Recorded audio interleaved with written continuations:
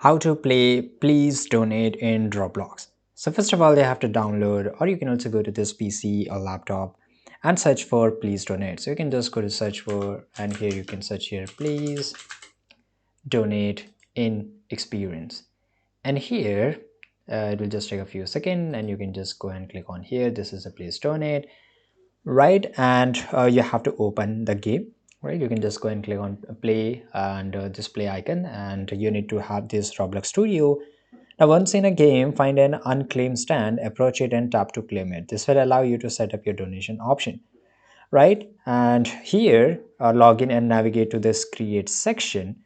Select your placer under experience and then just go to the associated items and choose passes and upload an image of your game pass, name it, and optionally add a description, right? And you can write this as a create pass, right? After creating, this is how you can just create it, and you can click on how to play Please Donate. So this is a way, and this is the information which I want to give you. If you found this information really useful, subscribe.